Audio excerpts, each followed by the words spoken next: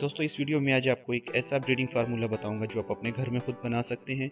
बहुत ही आसान है और इसके कई फ़ायदे हैं, जैसे कि अनफर्टिलिटी के बर्ड्स जो हैं वो अंडे देते हैं मगर उनमें से बच्चे नहीं निकलते, या फिर आपके ऐसे पेयर जो कि कई मुद्दत से आपने रखे हुए हैं मगर वो जो है ब्रीडिंग मूड में नहीं आ रहे और पेयरिंग नहीं कर रहे, या फिर ऐसे बर्ड्स जो कि पेयर भी बन चुके हैं मगर उसके बावजूद भी वो अंडे नहीं देते। तो इंशाल्लाह आप इस वीडियो को देखते रहिए और आप सीख जाएंगे कि एक ऐसा फार्मूला जो कि आप अपने घर में बना सकते हैं और आपको उससे बहुत फ़ायदा होगा।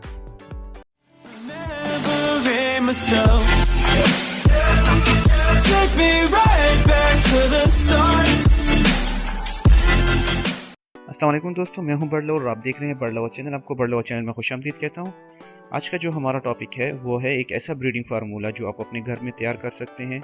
इसका खर्चा भी कुछ नहीं, आप अपने घर पे बहुत ही आसानी के साथ तैयार कर सकते हैं और इसके बहुत सारे फ़ायदे हैं।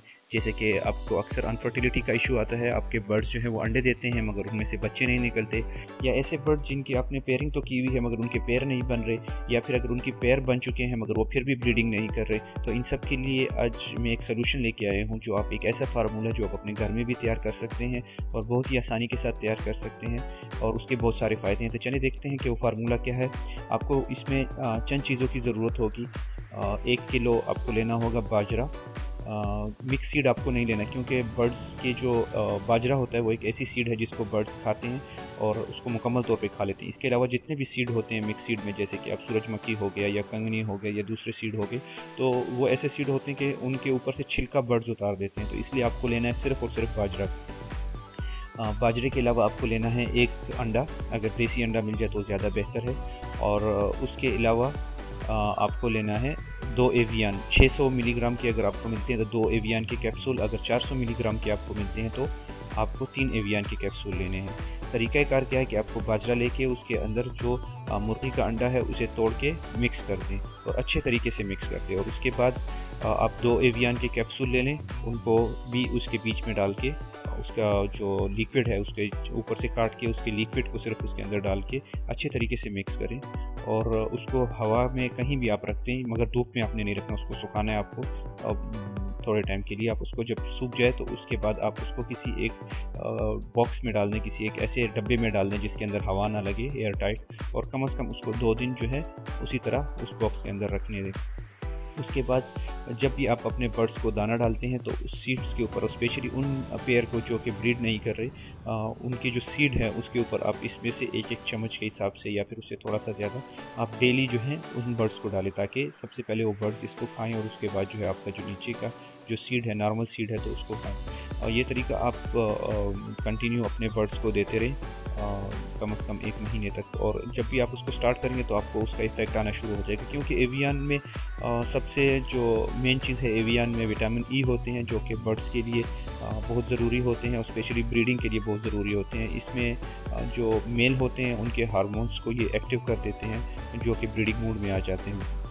तो आप विटामिन ई जो है वो यूज़ करें। इसके अलावा आप जो है अपने बर्ड्स को स्प्राउट दे दें, सॉफ्ट फूड दिया करें, एग जो सर्दियों में एग फूड दिया करें, तो इंशाल्लाह आपके जो बर्ड्स हैं वो अच्छी खासी ब्रीड करेंगे और ऐसा कोई इशू नहीं आएगा। मगर जो भी बर्ड्स होते हैं, अक्सर होते हैं ऐसे बर्ड जो हम आपके पास होंगे, आपके केजेस में होंगे, मगर वो आपको पसंद भी होंगे, आप उनको छोड़ना भी नहीं चाहते, मगर वो आपके पास ब्रीड नहीं करेंगे। या फिर ऐसे दोस्त होते हैं जो कि स्पेशली नए दोस्त होते हैं, उनके पास बर्ड होते हैं और उनके पास ये इशू आ जाता है। तो इसके लिए ये भी ज़रूरी है कि आपके बर्ड्स की जो एज हो वो भी सही हो, क्योंकि अक्सर औकात ऐसा होता है कि जो नए शौकीन होते हैं स्पेशली वो बर्ड्स ले लेते हैं, वो एक पेयर ले आते हैं कहीं से, या जितने भी पेयर ले आते हैं अपने घर में छोड़ देते हैं, मगर उनको ये इशू बहुत ज़्यादा आता है कि उनके जो बर्ड्स हैं तो वो ब्रीड नहीं करते, और अक्सर वो पूछते रहते हैं, ग्रुपों में पूछते रहते हैं, फेसबुक पे पूछते रहते हैं, या फिर कमेंट्स करके हमारी वीडियो पे पूछते रहते हैं कि हमारे बर्ड्स हैं वो ब्रीड नहीं करते।